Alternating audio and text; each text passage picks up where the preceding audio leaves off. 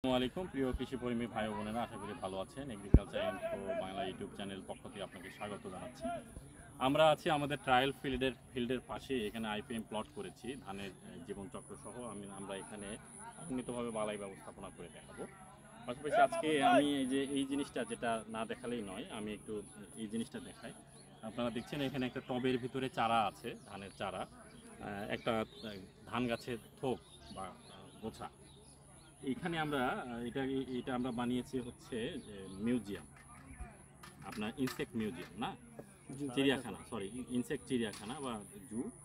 আমরা এর মধ্যে কিছু ক্ষতিকর এবং উপকারী পোকা ছাড়বো এবং তাদের জীবনচক্রগুলো আমরা দেখব। আমি একটু একটু কাছে এনে দেখাই যে এই যে দেখেন আমার হাতে একটা আছে শর্ট হর্ন গ্রাস হপার, মানে খাটো সুর ঘাস ফড়িং।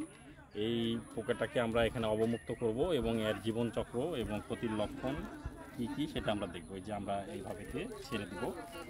হ্যাঁ, সে চলে গিয়েছে এবং আমার হাতের কাছে বেশ কিছু পোকা আমরা সংগ্রহ করেছি। এখানে ড্যামসেল ফ্লাই থেকে শুরু করে উপকারী এবং ক্ষতিকর পোকা উভয়ই আছে। আমরা এখন এটার মধ্যে ছেড়ে অবমুক্ত করব এবং আমরা দেখব যে লাইফ সাইকেল বা কীভাবে ক্ষতি করে। সুতরাং আপনারা এই জিনিসটা দিয়ে গবেষণা করতে পারবেন, পোকার ধরন এবং ক্ষতির লক্ষণ জানতে। ধন্যবাদ।